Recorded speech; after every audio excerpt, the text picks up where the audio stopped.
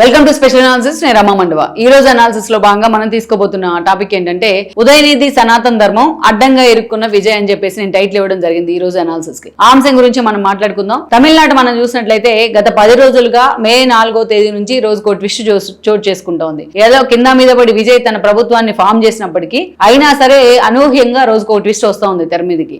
Latest గా మనం చూసినట్లయితే మొన్నటి ఎన్నికలకు ముందు మాత్రం లాస్ట్ మినిట్ వరకు మెజారిటీ ఎగ్జిట్ పోల్స్ మళ్ళా డిఎంకే అధికారం అని కూడా తేల్చి చెప్పేశాయి. కానీ లాస్ట్ ఒక్క access by India Pradeep Gupta మాత్రమే విజయ్ వచ్చే అవకాశం ఉంది భారీ మెజారిటీతో అన్నారు. సో విజయ్ వచ్చారు, బట్ 107 దగ్గర ఆయన ఆగిపోవడం జరిగింది. ఈ క్రమంలోనే ఆయన ప్రభుత్వాన్ని ఏర్పాటు చేయడానికి మ్యాజిక్ ఫిగర్ కావాలి 118. ఆ మ్యాజిక్ ఫిగర్ కోసం 5-6 రోజులు ఆయన వెయిట్ చేయాల్సి వచ్చింది, ఆల్మోస్ట్ 1 వీక్. సో అటు స్టాలిన్ తో మొన్నటి వరకు మద్దతు ఇచ్చిన కాంగ్రెస్ గానీ, సిపిఐ సిపిఎం గానీ, అదేవిధంగా విసికే లాంటి పార్టీలు బయటకు వచ్చి ఎట్టకేలకు విజయ్ కి అయితే మద్దతు ప్రకటించి ఈ రోజు ప్రభుత్వాన్ని కూడా ఏర్పాటు చేస్తే ఆయన ముఖ్యమంత్రిగా ప్రమాణ స్వీకారం కూడా చేశారు. ఈ మీన్ హోయిల్ లో ఎన్ని ట్విస్ట్ లో చోటు చేసుకున్నాయి. ఒక దశలో డిఎంకే అన్న డిఎంకే కలిసిపోతారని, ఒక దశలో అసలు విజయ్ మళ్ళా మొత్తం తన అందరితోని రాజీనామా చేయించి ఎమ్మెల్యేలతో ఎలక్షన్ కి వెళ్తారని, ఒక దశలో డిఎంకే అన్న డిఎంకే కలిసి రజనీకాంత్ ని సీఎం చేస్తారని, బీజేపీ అసలు వెనకుండి గేమ్ ఆడిస్తుందని, అన్నా డిఎంకే చీలిపోయే రెండుగా విజయ్ కి మద్దతిస్తుందని, ఇలా అనేక రకాల ట్విస్టులు చోటు చేసుకుంటూ వచ్చాయి. అల్టిమేట్ గా విజయ్ అయితే మొత్తానికి అయితే ప్రజా తీర్పుని గౌరవిస్తూ ఈ రోజు గవర్నర్ కూడా ఒప్పుకోవడం జరిగింది. ప్రమాణ స్వీకారం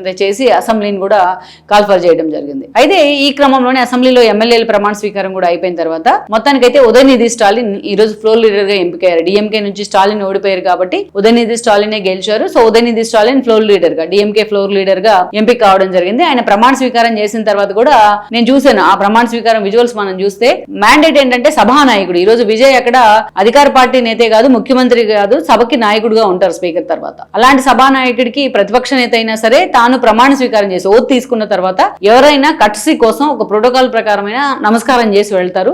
కానీ ఉదయనిధి స్టాలిన్ మాత్రం ఎదురుగా విజయ్ కనిపిస్తున్న తన ఎదురుగానే ఎక్కడ ఆయన నమస్కారం కూడా చేయకుండా ప్రమాణ స్వీకారం చేసుకుని వెళ్ళిపోయినాడు. అది అయిపోయిన తర్వాత కొన్ని అంశాల మీద కీలక చర్చ జరుగుతున్న క్రమంలో ఉదయనిధి స్టాలిన్ ఏదైతే మరుసటి రోజు చర్చ జరిగింది అసెంబ్లీలోకి సంబంధించి కొన్ని అంశాల్లో. సో ఉదయనిధి స్టాలిన్ కూడా మాట్లాడారు, ఆయనకు అవకాశం వచ్చింది. మాట్లాడే క్రమంలో ఆయన సనాతన ధర్మం గురించి మరోసారి కొన్ని కీలక కామెంట్స్ చేశారు. గతంలో ఉదయనిధి స్టాలిన్ ఇదే సనాతన ధర్మం, దీన్ని నిర్మూలించాలి, ఇది ఒక అంటురోగం లాంటిది, కరోనా లాంటిది అని మాట్లాడిన తర్వాత దేశవ్యాప్తంగా అతని మీద చాలా స్థాయిలో, పెద్ద స్థాయిలో నిరసన వ్యక్తమైంది. ఈవెన్ పవన్ కళ్యాణ్ కూడా తమిళనాడులో ఒక సభ పెట్టి ఉదయనిధి స్టాలిన్కి సవాల్ చేశారు కూడా. సో అలాంటిది ఆ తర్వాత ఇతను దీని మీద ఎక్కడ మాట్లాడింది మనం చూడం. కాకుండా ఆ పార్టీ పెరియార్ భావజాలంతో ఉంటుంది, నాస్తిక పునాదుల మీద ఉంటుంది, ఎప్పుడు కూడా ఆ ఐడియాలజీని దాటి వాళ్ళు పక్కకు రారు. అందుకే ఆ ద్రవిడియన్ కల్చర్లోనే ఆ పార్టీ ఎప్పుడు కూడా కొట్టుమిట్టాడుతూ ఉంటుంది. అదే వాళ్ళ ఓట్ బ్యాంక్ కూడా. అందుకే మనం చూసాం తిరుపరని కొండం లాంటి అంశాల్లో కూడా స్టాలిన్ ఏకంగా జడ్జి మీదే అభిశంసనకి వెళ్ళారు. జడ్జి కొంచెం అటు పాజిటివ్గా తీర్పిచ్చారు కార్తీక దీపం తీసుకోవడానికి అని చెప్పేసి. సో ఇలాంటిది మనం చూసాం. సో అయితే మొన్నటి ఎన్నికల్లో ఏంటంటే ఈ హిందూ వ్యతిరేక విధానాలతో పాటు తండ్రి కొడుకులు ఇద్దరు సంబంధించిన సంక్షేమ పథకాల్లో అవినీతి కావచ్చు, ఇంకా చాలా వాటిల్లో వాళ్ళ పనితీరు పెర్ఫార్మెన్స్ బాగాలేకపోవడం కావచ్చు, వాళ్ళ అవినీతి ఆ ప్రభుత్వం ఆ స్థాయిలో పడిపోవడానికి కారణం అని చర్చ అయితే ఉంది. ముఖ్యంగా మేజర్ చర్చ ఏంటంటే హిందూ మతపరమైన విషయాల్లో చాలా అడ్డగోలుగా వ్యవహరించారు వీళ్ళిద్దరూ అనేది. సో అలాంటిది ఒక సనాతన ధర్మమే కాదు, తిరుపరం కొండరమే కాదు, చాలా అంశాల్లో స్థానికంగా వాళ్ళు అలాంటి డెసిషన్సే తీసుకున్నారు. సో అలాంటప్పుడు ఈరోజు ఈ స్థాయిలో ఓటమి వచ్చిన తర్వాత ఉదయనిధి స్టాలిన్ లాంటి వాళ్ళు అలాంటివి మాట్లాడకూడదు.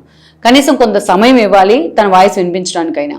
కానీ ఈరోజు తాము ఓటమి పాలయ్యాము అనే చర్చ అంత సీరియస్గా జరుగుతుంది, తమ పని అయిపోయిందని చర్చ జరుగుతుంది. కాబట్టి దాన్ని ఓవర్కమ్ చేయాలంటే ఏదో ఒక వివాదాన్ని తెర మీదకి తీసుకొని రావాలి. సో ఆ వివాదమే ఈరోజు సనాతన ధర్మం అంశం. అయినా బయట అంతకుముందు గతంలో బయట మాట్లాడితే అతని మీద దాదాపు ఒక 100 కేసులు బుక్ అయినాయి. ఎక్కడెక్కడి నుంచో వివిధ రాష్ట్రాల నుంచి ఉదయనిధి స్టాలిన్ మీద కేసులు బుక్ అయినాయి. ఈసారి అతను అసెంబ్లీలో డిఎంకే ఫ్లోర్ లీడర్ గా ఉండి అసెంబ్లీలో మాట్లాడడం జరిగింది. అసెంబ్లీలో మాట్లాడారు కాబట్టి అతని మీద ఒకవేళ కంప్లైంట్ వచ్చినా చర్యలు తీసుకోవడానికి లేవు. ఎందుకంటే అసెంబ్లీ మొత్తం స్పీకర్ పరిధిలో ఉంటుంది. సో ఇప్పుడు రాజ్యాంగం ప్రకారం స్పీకర్ పరిధిలో ఉన్న అంశం అసెంబ్లీ పరిధిలోకే వస్తుంది. ఇక్కడ స్టాలిన్కి సంబంధించి ఒకవేళ ఎవరైనా కేసు పెట్టినా కోర్టులు కూడా దాన్ని అసెంబ్లీలోనే తేల్చుకోండి, స్పీకర్తోనే తేల్చుకోండి అని చెప్పే అవకాశం ఉంటుందన్నమాట. అందుకే అతను చాలా స్ట్రాటజిక్ ప్లే చేశాడు ఈసారి. తన మీద ఎలాంటి కేసు రాకుండా జాగ్రత్తగా అసెంబ్లీ వేదికగా మాట్లాడారు. ఏం మాట్లాడారు అంటే సనాతన ధర్మం మళ్ళా అగైన్ సనాతన ధర్మం వైరస్ లాంటిది, దాన్ని అంతం చేయాలి, దాన్ని నిర్మూలించాలి అని చెప్పేసి ఆయన మాట్లాడడం జరిగింది.